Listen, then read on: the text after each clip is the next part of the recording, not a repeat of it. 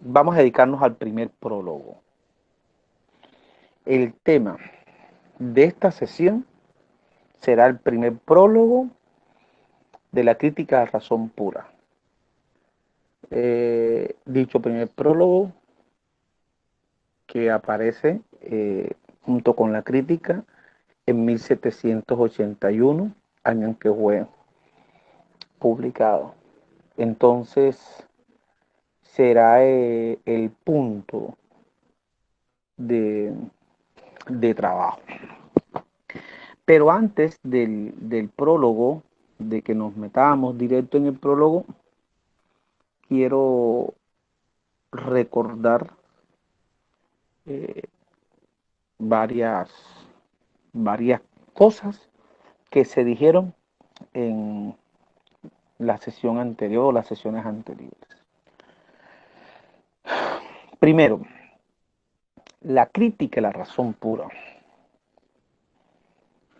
Había dicho que se puede entender como un texto donde Kant coloca los cimientos de lo que será la construcción de lo que él llama metafísica, que yo he llamado filosofía, pero también puede ser entendida como el proyecto de someter la razón a un tribunal para ver qué tanto se puede conocer con la razón, independientemente de la experiencia, en metafísica, en moral o en ética y moral, en política, en estética. Sería un proyecto. En esa medida, el título Crítica Razón Pura desbordaría los límites de un texto como tal. Si lo vemos como texto, que es válida toda la interpretación, porque aquí se encuentra, tenemos que entrar a qué es lo que se juega, tenemos que entrar a cómo se debaten las ideas de Kant en ese prólogo y qué es lo que hace que la crítica sea un texto fundamental para lo que viene. En ese punto hay que ir sosteniendo que la crítica, había dicho, tiene dos grandes partes. Habíamos dicho que la crítica, mirando la estructura de texto, se compone de dos prólogos, dos introducciones. Y digo dos prólogos, dos introducciones porque a la edición de 1781 y a la edición de 1787 le corresponde un prólogo y una introducción. Y se había dicho que tiene dos grandes partes. La primera parte se llama Doctrina trascendental de los elementos y la segunda parte se llama Doctrina trascendental del método. A todas estas, la doctrina trascendental de los elementos, que es la primera parte, es extensa.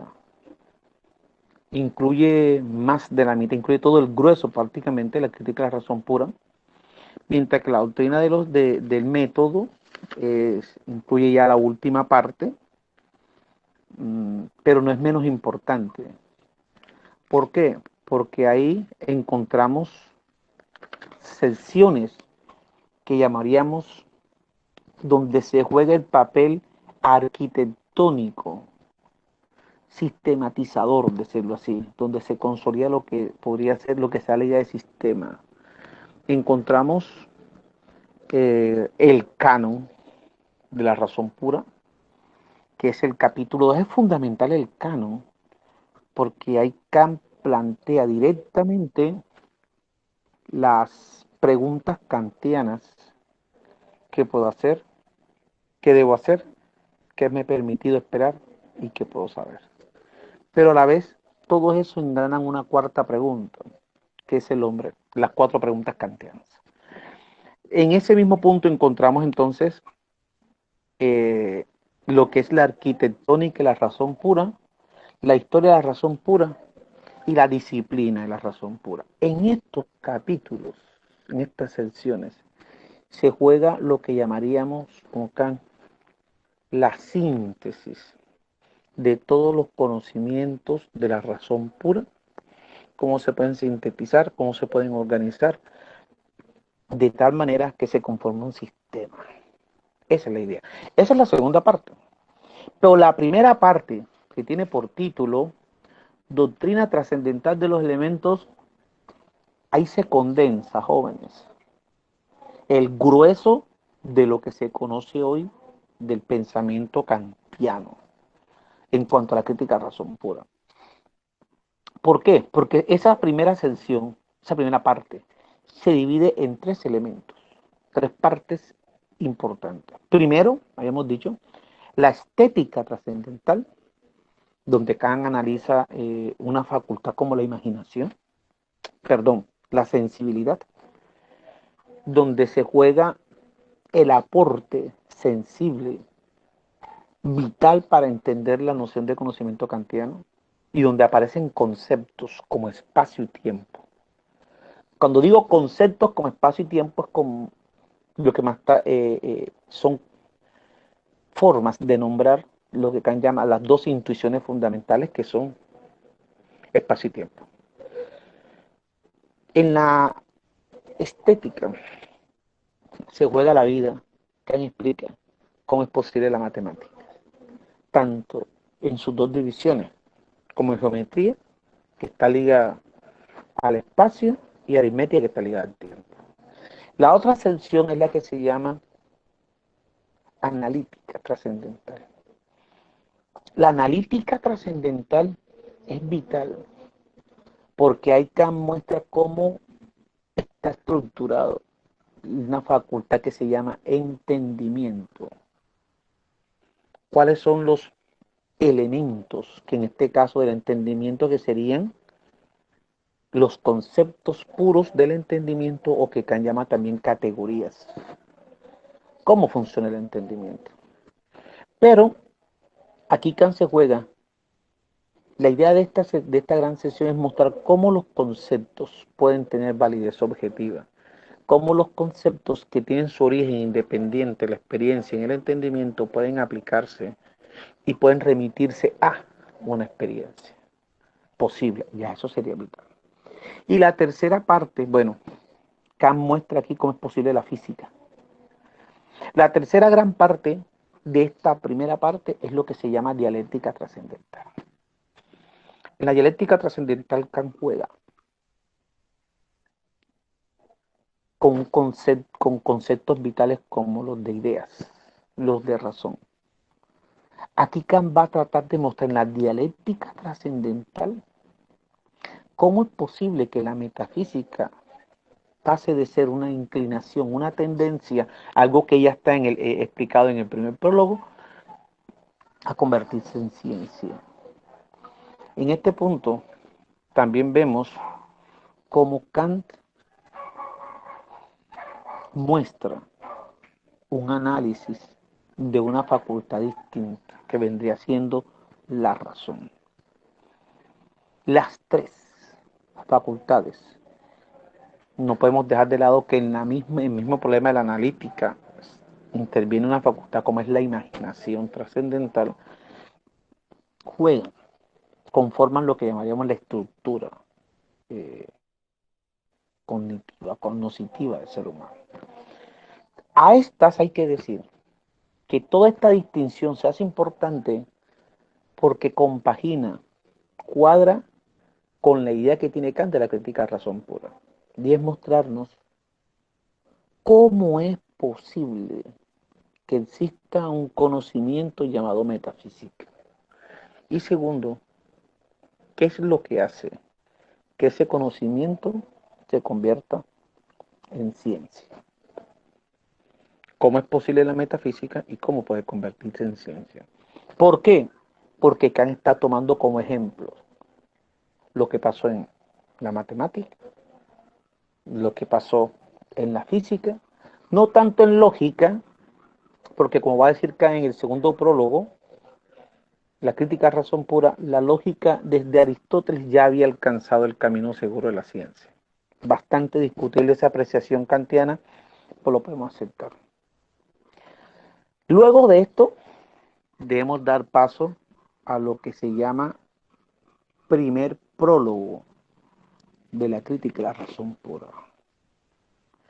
Este primer prólogo podemos darnos cuenta que es corto, corto en cuanto a extensión, pero rico en ideas. Cuando digo es corto, porque podemos decir tenemos alrededor de ¿cuántas páginas? Unos siete, 8 páginas.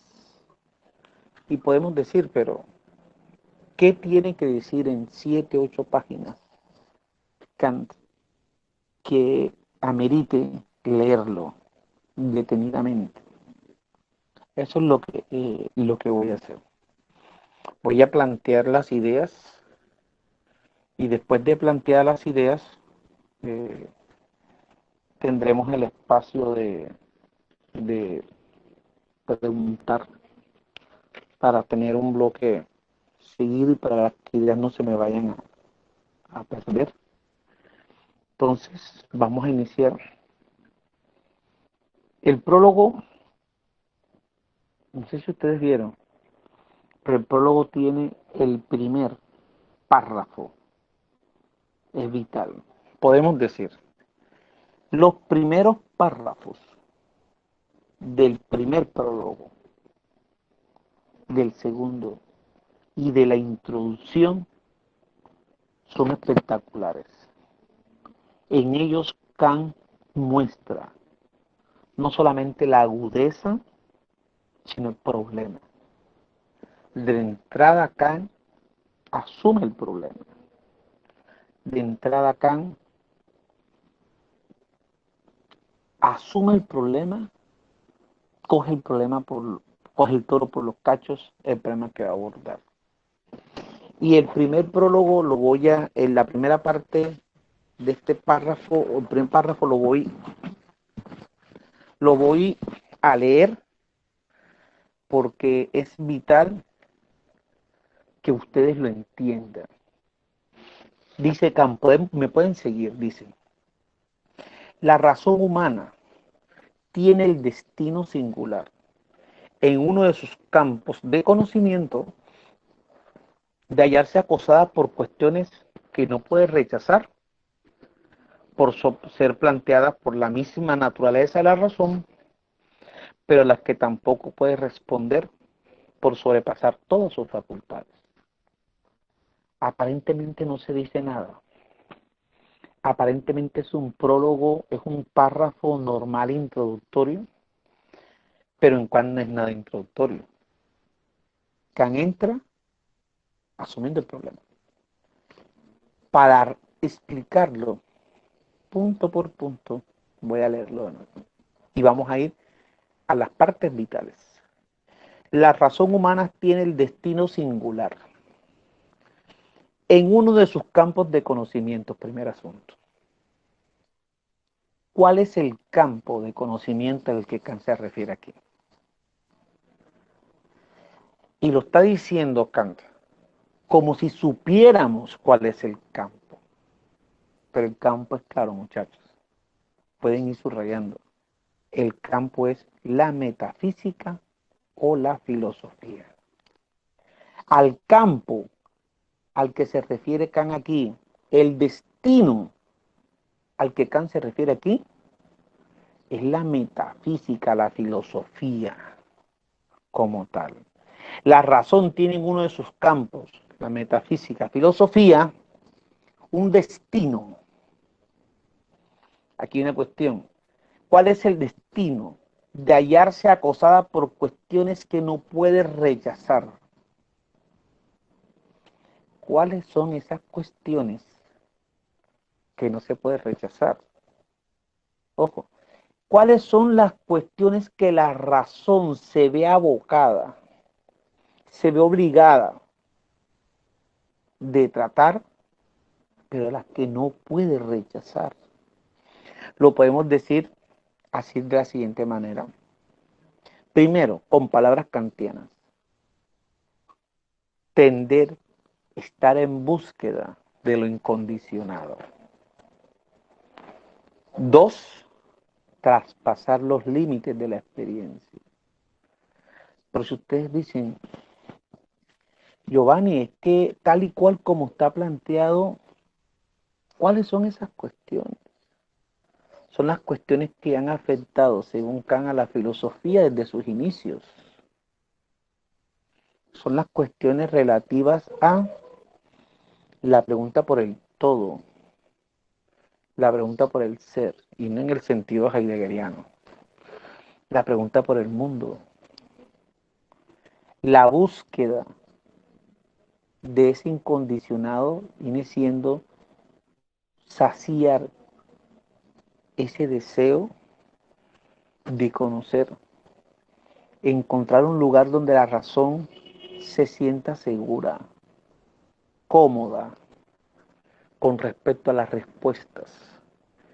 Es ir respondiendo a los planteamientos que el ser humano se ha realizado, que la filosofía, por decirlo así, se realiza desde sus inicios. Una pregunta, ¿qué es el hombre?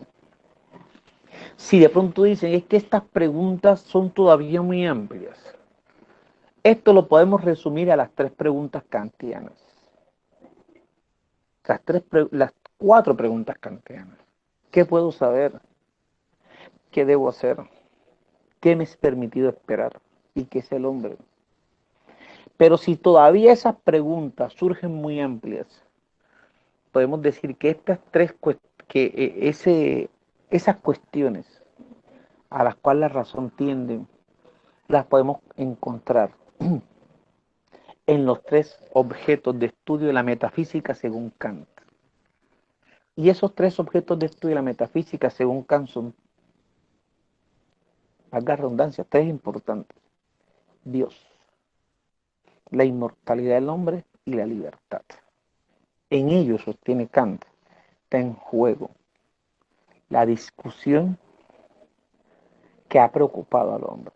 Entonces veamos que son preguntas que trascienden la sola idea de qué puedo conocer.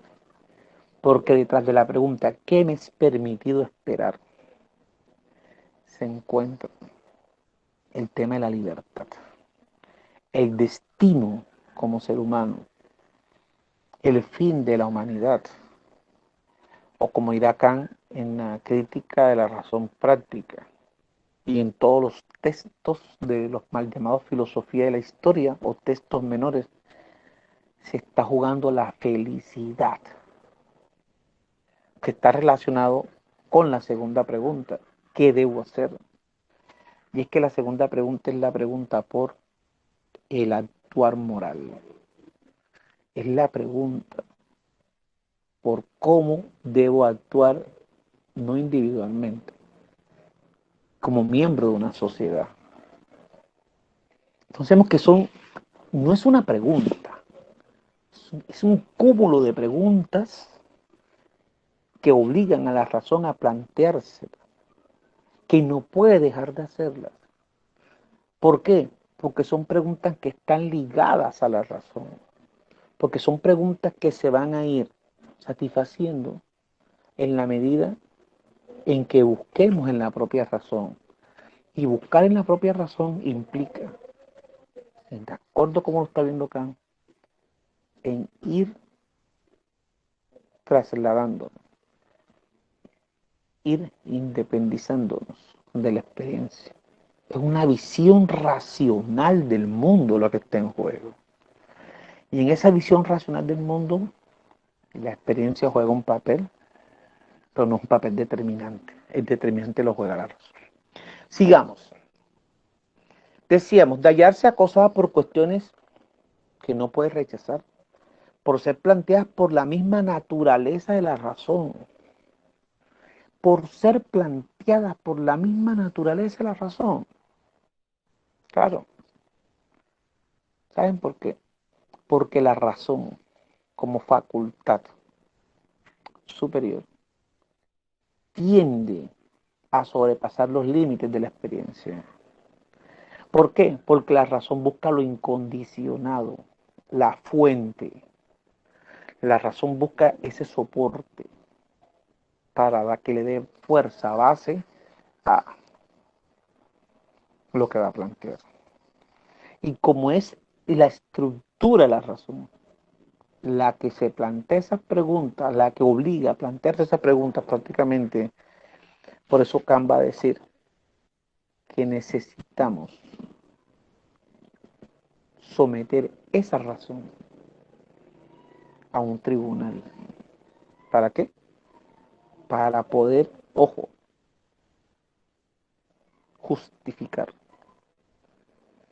qué tanto puede conocer la razón independientemente de la experiencia. Ahí lo vemos. Ese es el primer párrafo. ¿Cómo termina? Pero las que tampoco puede responder por sobrepasar todas sus facultades. Estas cuestiones, las cuales la razón se ve abocada en una especie de sus conocimientos, cuestiones que no puede rechazar porque hacen parte de la propia razón, pero a las que se plantea la misma razón, tampoco las puede responder por sobrepasar todas sus facultades. Y aquí responder no quiere decir, no es que no pueda tener respuestas. Aquí lo que está diciendo acá es que son cuestiones que no se pueden responder desde una razón vista desde un punto de vista teórico. Aquí Kant, aquí se justifica la distinción kantiana de razón, el análisis de la razón. Y ese análisis nos va a mostrar, como lo va a decir Kant en el segundo prólogo, la crítica de razón pura, que la razón es una sola, claro, pero tiene dos usos, un uso teórico y un uso práctico. Lo que Kant va a sostener en el segundo prólogo, que es un complemento de las grandes ideas que aquí se plantean, es que estas cuestiones que se plantea la razón no encontrarán respuesta. La razón no encontrará sosiego, paz, si son abordadas desde un uso teórico, vistas como objeto de conocimiento científico. Estas cuestiones que desbordan toda posibilidad de conocimiento científico deben ser tratadas, según Kant, para que la razón encuentre sosiego por un uso práctico de la razón. Y ya como vamos a ver más tarde en el segundo prólogo, las cuestiones prácticas tienen que ver con lo ético moral, con lo político, con lo jurídico, lo estético. E incluso podríamos sostener que ya el último Kant, por decirlo así, por utilizar un juego del Kant ya bastante anciano, bastante maduro, hasta cuestiones religiosas, por la forma como Kant termina estableciendo relación entre razón, entre religión y moral. Entonces, este primer párrafo es tan rico porque introduce la problemática kantiana y obliga a plantearse el problema, para plantearse el problema de cómo resolvemos asuntos de este tipo. Ahora sí, pasando al segundo párrafo, yo hago una lectura por párrafo y no el todo porque el tiempo nos va mostrando que con Kant hay que ir, especialmente en los dos prólogos en la introducción, párrafo a párrafo, para ir escudriñando la idea que se juega. El segundo párrafo inicia igual de hermoso. La perplejidad en la que cae la razón no es debida a culpa suya. Dirán, ¿cuál es la perplejidad? Kant no lo dice. ahí de entrada. Pero estoy seguro que cuando abordamos la perplejidad es la siguiente, y ya lo habíamos tocado, abordar cuestiones que no puede dejar de tocar, porque hacen propio de su razón, de su naturaleza como razón, pero no puede responderla. Y la perplejidad está hasta ahora, como lo está mostrando Kant, porque ha faltado algo. Porque no se ha sometido la razón a un tribunal que nos diga cómo abordar el asunto, desde dónde abordar el problema. El asunto nos va a decir Kant más tarde, no es a dónde tienda la razón, a dónde la razón se ve abocada, cuáles son las preguntas que se plantea la razón, sino desde dónde se pueden abordar esas preguntas, desde dónde se las está mirando. Y ahí podemos decir que tendrá justa razón Kant en el segundo prólogo cuando nos diga que si estas preguntas propias del ser humano, preguntas que le dan sentido a la vida humana, son abordadas desde una racionalidad teórica, pues claro, la perplejidad será mayor, porque es imposible que este tipo de cuestiones prácticas se respondan desde una mirada teórica.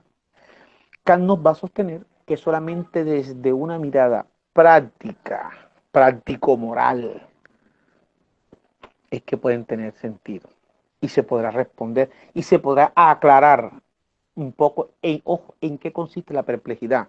Si no tener la respuesta, ya tener claro en qué consiste la perplejidad, nos da luces de a dónde queremos ir. ¿Dónde está el asunto? Y es que, ¿dónde está la idea de cómo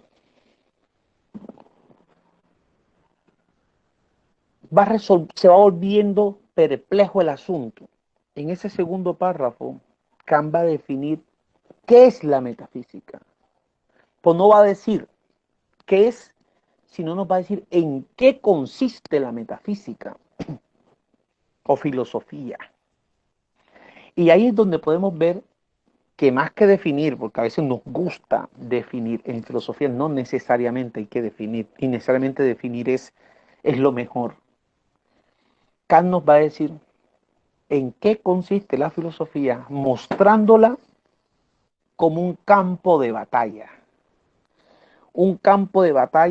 en donde se encuentra la razón. Pero batalla entre quién o entre quiénes. La batalla en la que entra la razón consigo misma. ¿Por qué? Porque nos dice Kant, comienza haciendo uso de principios inevitablemente empíricos. Empieza resolviendo problemas prácticos cotidianos. Y en eso, ¿qué ventaja tiene haciendo uso de esos principios? Responde problemas cotidianos de la realidad. Problemas en donde el hombre se encuentra inmerso. Pero resulta que haciendo uso de esos principios empíricos, la razón no encuentra sosiego. Porque de esa manera no logra encontrar respuesta a esos problemas, a esas preguntas que ya se había planteado. Es en donde la razón se ve en la necesidad de ir poco a poco desplazándose de la experiencia, independizándose de la experiencia y recurriendo a principios que sobrepasan todo posible uso en la experiencia. De esa manera puede encontrar respiro, puede encontrar un poco de oxígeno la razón en esta tarea, pero le aparecen otros problemas. Lo que desborda el campo, que desborda lo que está más allá de la experiencia, y más allá no significa en otro lado,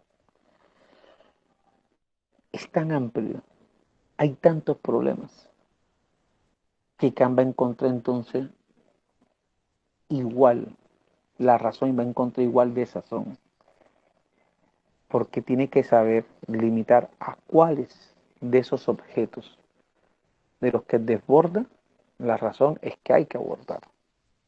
Entonces, la metafísica es vista como esa batalla en donde cae la razón cuando haciendo uso de la razón de principios empíricos no puede abordar los problemas propios de la naturaleza de la razón misma. Pero cuando plantea principios que desbordan los límites de experiencia, tampoco encuentra respuesta, porque no tiene claro hacia dónde va a apuntar y cuáles son los objetos que va a abordar, porque no son los problemas de la metafísica, de la filosofía, según Kant, no son, no es todo lo que desborda los límites de la experiencia.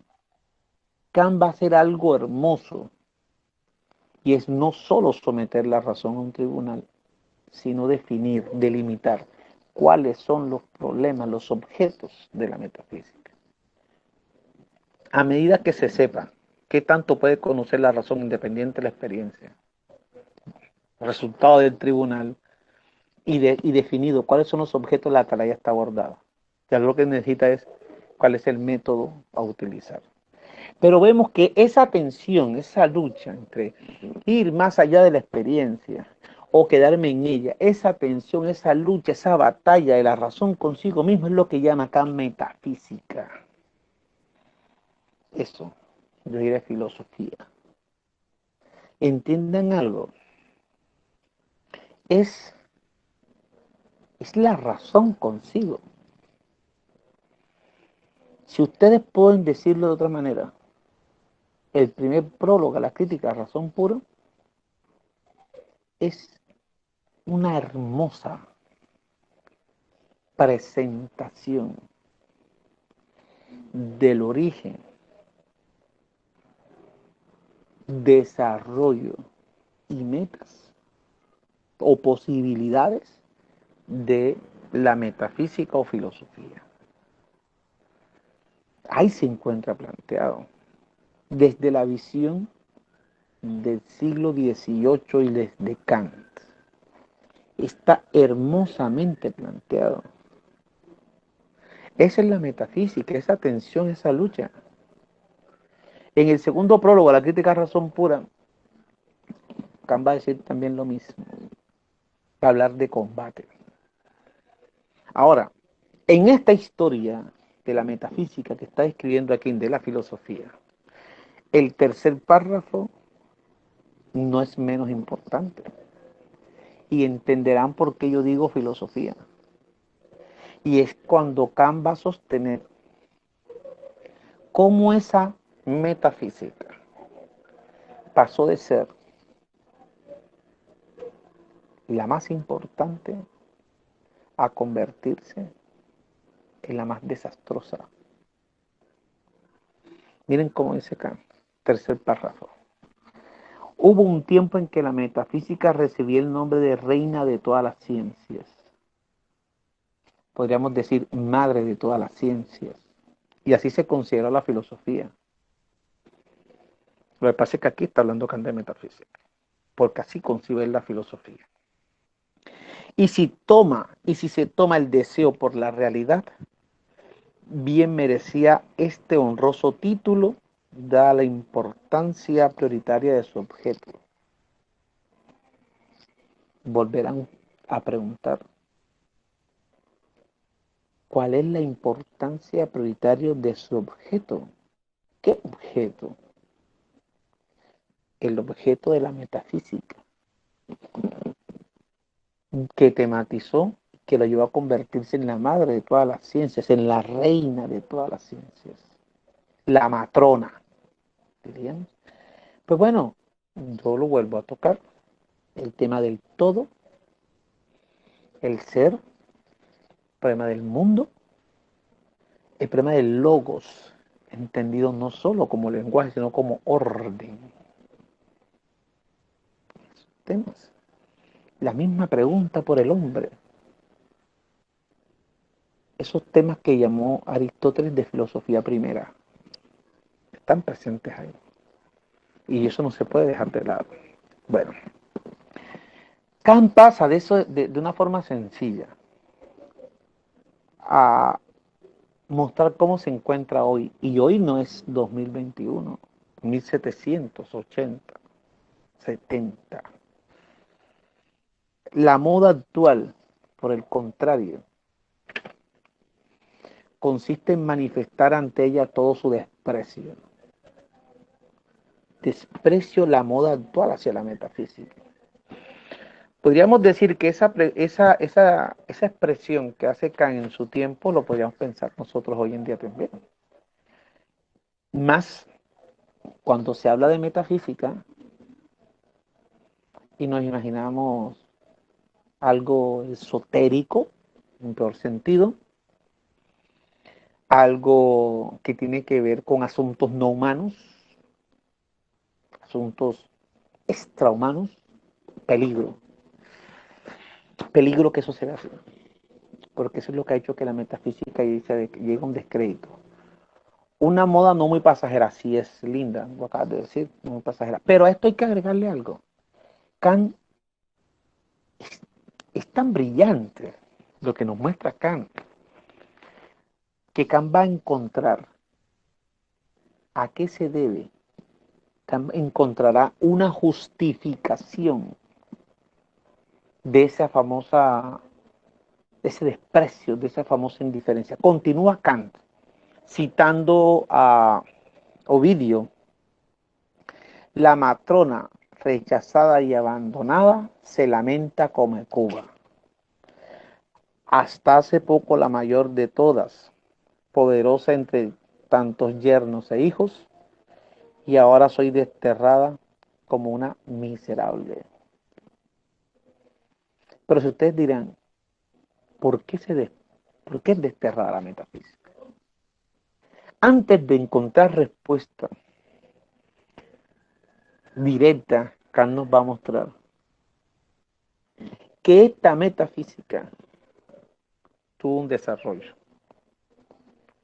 desarrollo que es el que nos da luces de cómo entender la situación en la que se encuentra.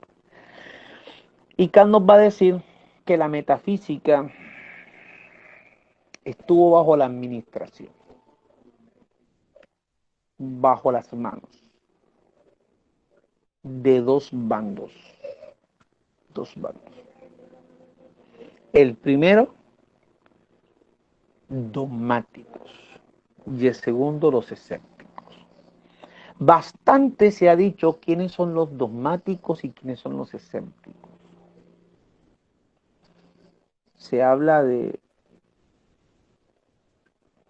que Kant no se refirió a X o Y autor en especial, y sí, tiene razón.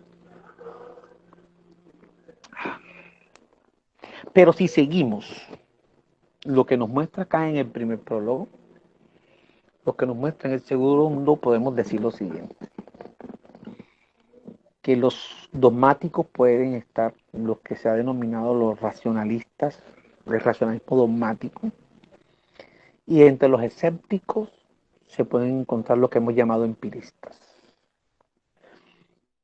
Los dos cometieron errores, por decirlo así. Los dos no tuvieron en cuenta algo. Los dogmáticos dieron por hecho que sí era posible, con la razón, conocer más allá de la experiencia. Que con la razón sí se podía conocer independientemente de la experiencia. Los escépticos dieron por hecho lo contrario, que la razón no podía conocer más allá de la experiencia. El tema, el tema de la escolástica es un tema que podía entrar dentro de los dogmáticos, porque la pregunta es, ¿qué tanto se puede conocer independiente, con la razón independiente de la experiencia? Aquí entra el juego, y es de aquellos metafísicos que Kant va a tocar más adelante, que pretendían demostrar que el mundo tenía un inicio, que el alma era simple e indivisible, y que Dios se podía conocer. Ahí entran los dogmáticos. Creo que está haciendo Kant aquí es una presentación de forma comprimida, por utilizar así esa expresión que se escuche feo, de la historia de la metafísica, de la filosofía. Los dogmáticos están desde algunos antiguos hasta lo que hereda Kant, los racionalistas dogmáticos. Sea que se conociese Dios, sea que se conociese el alma, sea que se conociese el origen del mundo. Es que no crean que esa pregunta que se hicieron los filósofos medievales, toda esa tensión de demostrar la existencia de Dios, eso hace parte de una visión dogmática. ¿Dónde está el dogmatismo aquí? Y Kant es hermoso, o sea, son las cosas que uno lee a Kant y lo ponen a decir, Dios mío, o sea, brillante. El dogmatismo está en que afirman que la razón puede conocer sin haber sometido la razón a un tribunal para ver si era verdad posible con ella conocer. No, en pocas palabras, no revisaron, no cuestionaron, no en ningún momento hicieron un examen a la razón para ver qué tanto se podía conocer con ella, sino que dieron por hecho, lo dieron por hecho. Eso mismo sucede con los escépticos. Los escépticos sostienen todo lo contrario, pero al sostener lo contrario, niegan la posición dogmática y caen en el mismo error. ¿Cuál es el error? Dan por hecho que la razón no puede conocer más allá de la experiencia, pero ¿por qué lo dan por hecho? Porque cometieron el mismísimo error. No analizar la razón para ver qué tanto puede conocer o no conocer ella independiente de la experiencia. Ninguno de los dos sectores, ninguno de los dos administradores sometió a análisis la razón, la sometió a reflexión. Por eso es que Kant va a sostener, lo vamos a ver en la página siguiente, que su respuesta es más sencilla, que él hará algo que los otros no hicieron, y es no saltarse el paso. Antes que decir qué puede la razón o qué no puede conocer, tenemos que someter la razón a un tribunal.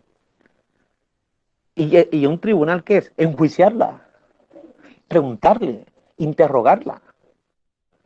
Y solamente interrogándola, ella dará una respuesta. Y es esa respuesta la que nos servirá para decir si puedo o no conocer independiente de la experiencia. Eso es lo que Kant hace en este texto, Crítica de la razón pura. Pero no solamente aquí. Eso es lo que yo llamo el proyecto kantiano. Eso que es hermoso. Pero para eso Kant necesita conocer qué se ha hecho. Y vean, lo está diciendo. Una historia de la metafísica en pocas palabras. Ahora entienden por qué voy párrafo por párrafo. Y no paso de una. Porque normalmente se pasa de una. Y al pasar de una perdemos algo. Los detalles. Y son esos detalles los que hacen algo, la presentación distinta. Continuamos para que no se me vaya el momento de claridad. Antes de terminar esta situación, ahora sí sabemos por qué reina la indiferencia. Y es que la indiferencia reina, impera por el modo como se ha tratado el asunto. Kant nos va a decir aquí, el problema ha sido metodológico. Hemos dicho sí puede conocer y no puede conocer sin preguntarle al implicado, y el implicado es la razón. Y no solamente eso, no hemos encontrado el método adecuado para preguntarle a ese implicado. Y para eso se necesita llevarlo. Esa palabra tribunal es hermosa, porque eso es lo que va a hacer Kant. Eso. Claro, Kant, no vayamos a partir ahora de que Kant parte de un prejuicio. Y es que está convencido que la razón sí puede conocer independiente de la experiencia. Lo que Kant va a hacer es, ¿qué tanto puede conocer? ¿Cuáles son sus fuentes? ¿Cuáles son sus límites? ¿Cuál es su extensión de ese conocimiento que Kant va a llamar metafísica? Porque el conocimiento de la razón independiente, la experiencia se llama metafísica. Pero también Kant está haciendo otra cosa. Frente al progreso de la ciencia natural, la ciencia, no las, y hablo en singular y no es casualidad, frente al crecimiento, auge de la física que da cuenta de la naturaleza, Kant hace algo hermoso.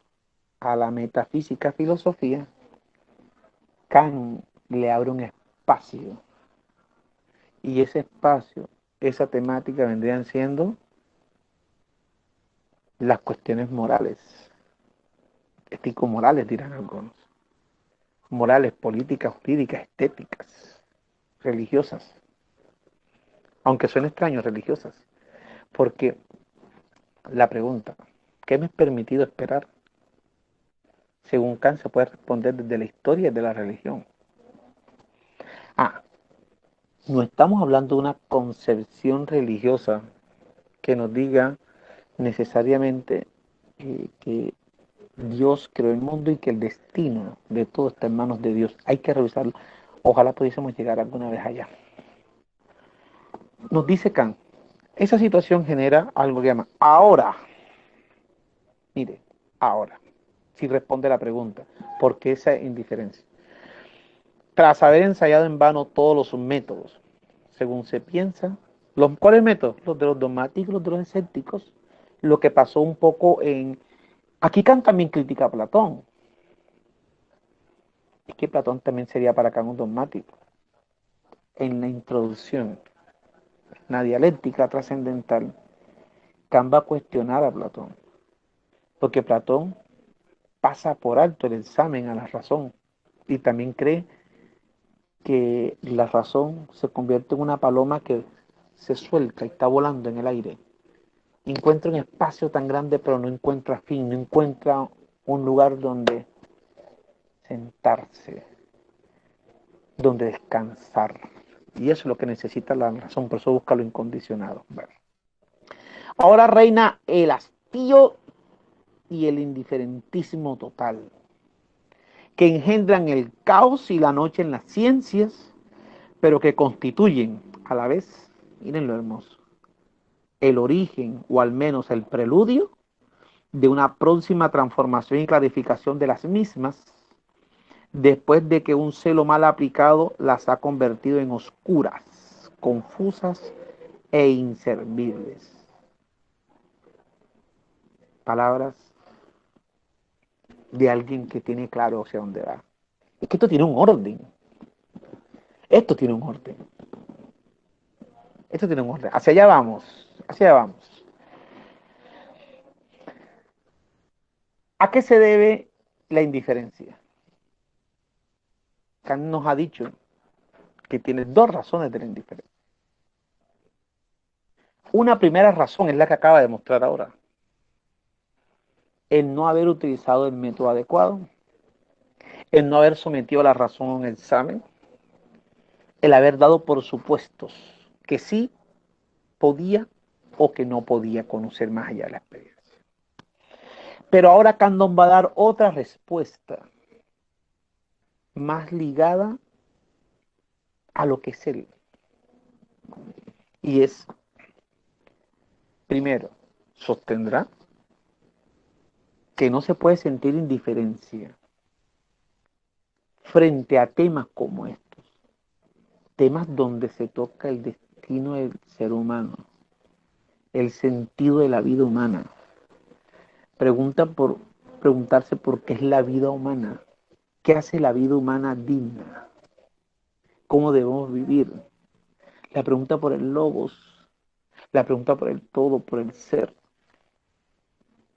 Eso no, diría Kant, es injusto. ilógico decir que hay indiferencia frente a eso. ¿Por qué? Porque todos aquellos que pueden sostener indiferencia sin darse cuenta están utilizando conceptos metafísicos, están utilizando esos mismos problemas. Cuando la física se pregunta por el mundo, por un orden, es que está utilizando conceptos, está la misma preocupación que existe en la antigüedad. La diferencia es que lo estamos abordando desde una ciencia totalmente distinta que da respuestas distintas. De pronto, no sé si mejores o peores, pero argumentos que pueden ser más comprensibles para algunos. Pero no me, por la cuestión está ahí. Ahora, ¿a qué se debe la indiferencia? Esta sería la segunda respuesta que da Kant. La respuesta nos va a decir Kant, se debe o esa indiferencia a un fenómeno digno de atención y reflexión. ¿Cuál es ese fenómeno, muchachos? Lo voy a leer. Página 9. Lo voy a leer porque solamente leyéndolo podemos encontrar el disfrute en lo que está diciendo acá. Es obvio que tal indiferencia no es efecto de la ligereza de un momento de locura, de apremio, sino del juicio maduro de una época que no se contenta ya con un saber aparente. Dirán, ¿y eso qué tiene que ver con lo que venimos diciendo? ¿Cuál es el juicio maduro? ¿De qué época? Primero estamos hablando del siglo XVIII. Época. Segundo, entre el siglo XVIII y lo que se llama juicio maduro, es que hemos encontrado unas formas distintas de darle respuesta a los problemas. Pero lo hemos encontrado porque en el ámbito moral, jurídico y científico se han encontrado razones para dar respuesta a unos problemas. Porque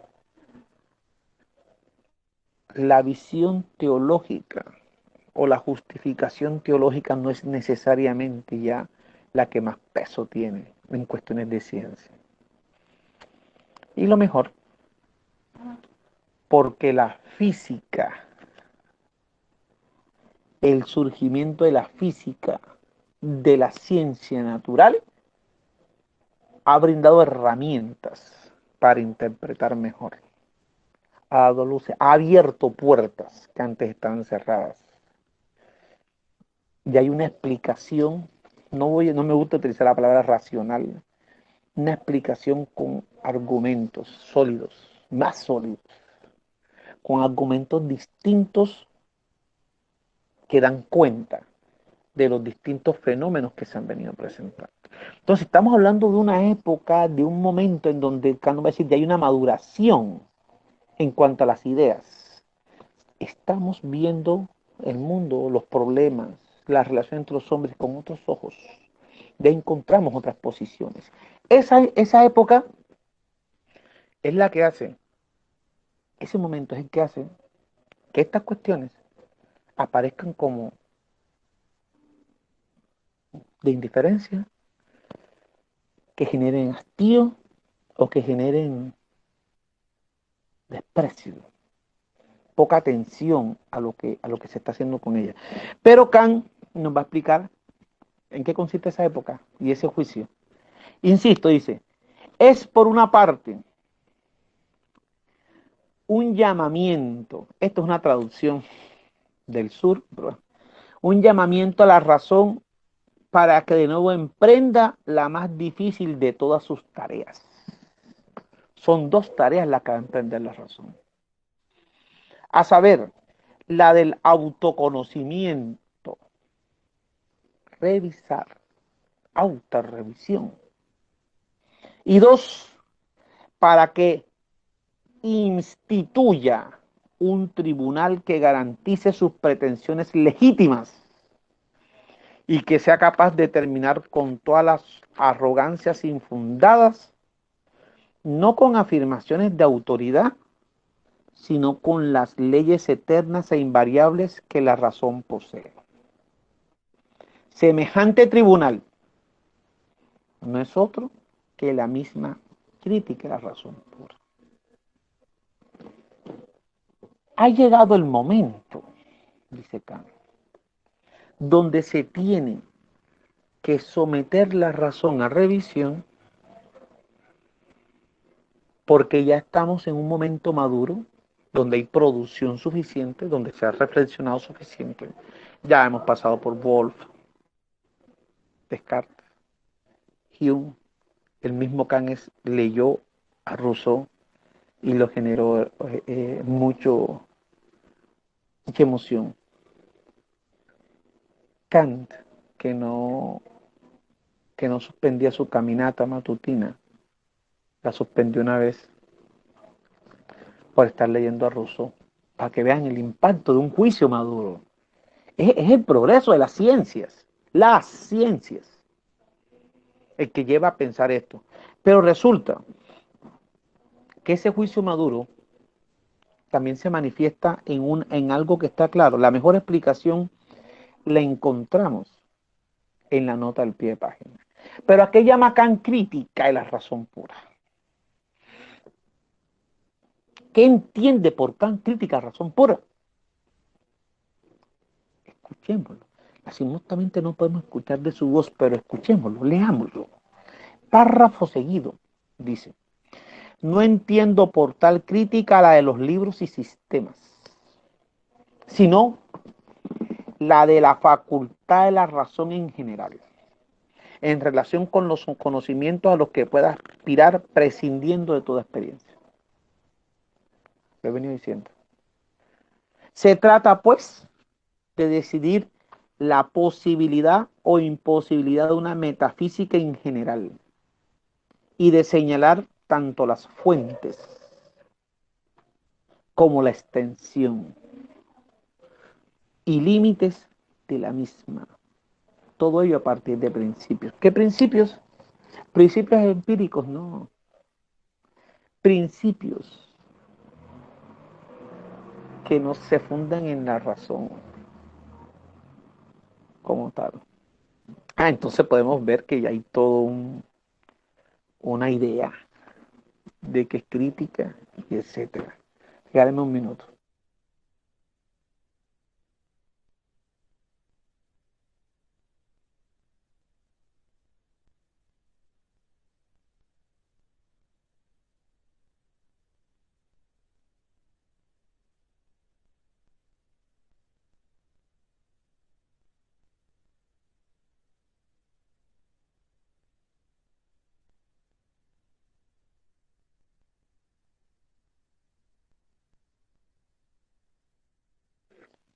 Aquí estoy de nuevo. Ahora, ese juicio maduro, ¿cómo lo expresa Kant? ¿Cómo logra Kant expresar ese juicio maduro? Miren, la nota de pie de página es espectacular. Y esa nota la podemos apreciar así. De cuando en cuando se oyen quejas sobre la frivolidad de pensamiento en nuestra época y sobre la decadencia de la ciencia rigurosa. Primero. Sin embargo, yo no veo que las ciencias bien fundamentadas, como la matemática, la física, etcétera, merezcan en absoluto tal reproche. El reproche es a la metafísica, no a las otras. Al contrario, mantienen el viejo prestigio del rigor y en el caso de la física incluso lo sobrepasan, claro. La física de Newton, esa física que tanto le gustó a Kant. El mismo espíritu se mostraría eficaz en otras especies de conocimiento si se pusiese una atención primordial en la rectificación de sus principios. En otras especies de conocimiento, en la metafísica, en la filosofía. Ahora, miren, A falta de tal rectificación, la indiferencia, esa rectificación, esa revisión, esa crítica, eso que hizo Descartes en la primera meditación, pero que se quedó corto, porque no tenía que hacerlo frente a los conocimientos, sino frente a la razón. A falta de tal rectificación, la indiferencia, la duda y finalmente la crítica severa son más bien muestra de un pensamiento riguroso. Esa indiferencia, esa duda, esa crítica severa están obligando, están creando conciencia que en filosofía, que en metafísica, se debe revisar lo que se está haciendo. Porque si no, como diría Kant en el segundo prólogo, no alcanzaría el camino seguro de la ciencia. Nuestra época es, miren esto, nuestra época es, de modo especial, la de la crítica. Espectacular. Ojo lo que viene. Todo ha de someterse a ella, pero la religión y la legislación pretenden de ordinario escapar a la misma. La primera a causa de su santidad y la segunda a causa de su majestad. Sin embargo, al hacerlo, despiertan contra sí mismas sospechas justificadas y no pueden exigir un respeto sincero, respeto que la razón solo concede a lo que es capaz de resistir un examen público y libre. Eso es lo que está pidiendo Kant. Eso es lo que hará el tribunal de la razón pura. Someter a un examen la razón, sus principios, sus conocimientos. En pocas palabras, ver qué tanto puede conocer la razón independiente de la experiencia. Solamente eso le garantizará la rigurosidad, le garantizará la autoridad y le recuperará el prestigio a la matrona de las ciencias. Como tal. Nos dice Kant, podemos decirlo así, ya está acabando el prólogo, calma. Este camino, dice Kant, el único que quedaba, porque ojo, aquí también está la arrogancia kantiana. Haré lo que los otros debieron haber hecho y no hicieron.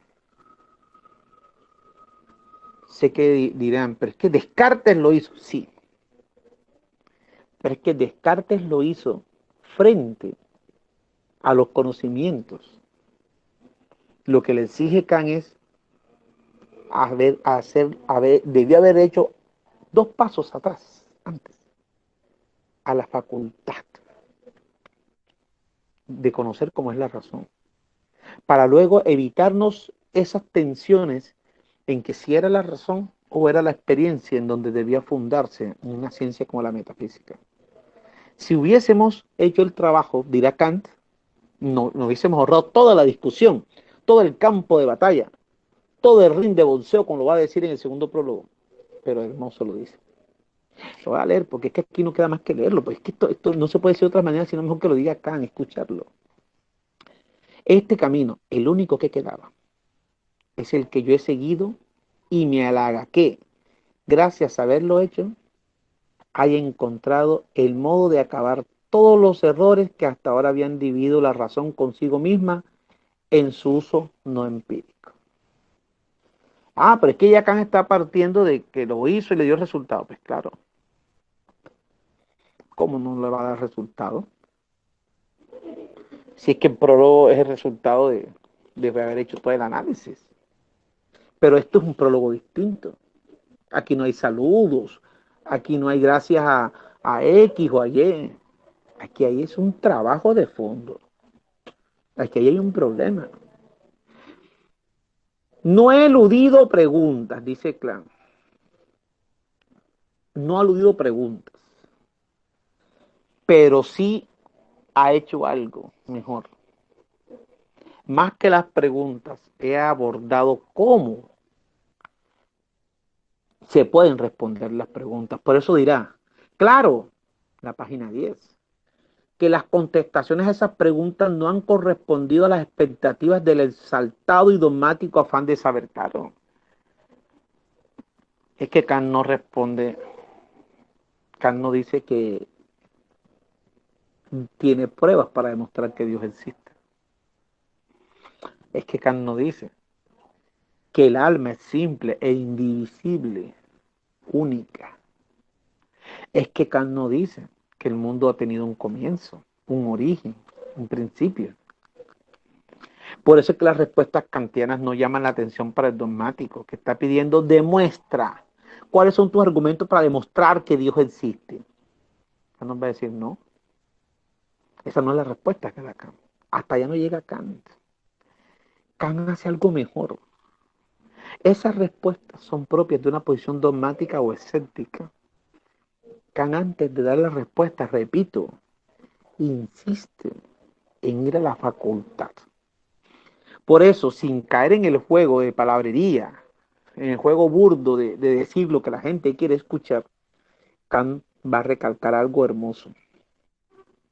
El deber de la filosofía consiste en eliminar la ilusión producida por un malentendido, aunque ello supusiera la pérdida de preciados y queridos errores, sean cuantos sean. ¿Qué tiene que decir esto ahí? ¿Cuál es el malentendido? Creer que se puede conocer más allá de la experiencia como se conoce en la experiencia. Creer que el conocimiento metafísico debe ser igual y con las mismas características del conocimiento científico. Enfrentar el conocimiento metafísico al conocimiento físico.